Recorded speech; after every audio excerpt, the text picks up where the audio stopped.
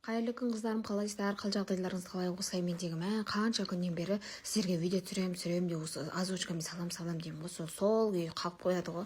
Екі баламен ештеңе үлгермейсің, әйтеуір осылар көзін жұмған кезде үй сыпырып үлгересің, пачақ-пачағын шығарып. Үйдің тірлігі негізі бар ғой, ешқашан бітпейді бар ғой. Қазір жинадың ба, қазір артыңнан балың шашып кетеді ғой. Мен сіздерге күнде жататын кезде айтамын, осы ертең қыздарыма ананы айтамын, мынаны айтамын, ертең ананы түсірмесем, мынаны түсірмесем дейсің ғой. Бірақ ертең не болатынын білмейсің ғой. Бүгін бір баланың мазасы болмаса, ертең екінші баланың мазасы болмайды. Әйтеуір солармен арпалыспақ күнің өтеді. Осы мен ғана осы сіздерден сұрайын деген сорпас деген күні бар ғой. Мен қатты ұяламын ше, үйдегілерге неге сорпас деп бердім деп ше.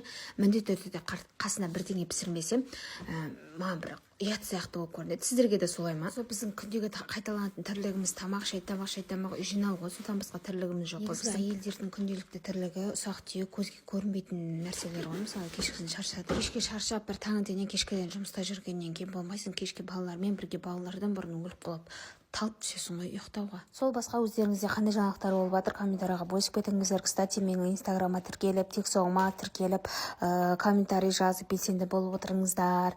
Қазақты қолдамағанда қазақты кім қолдайды қыздар? Қазақ келіншектерін қолдап тіркеліп отырыңыздар. Және де ойларыңызды комментарийға бөлісіп отырыңыздар. Все, ладно, давайте, всем пока-пока.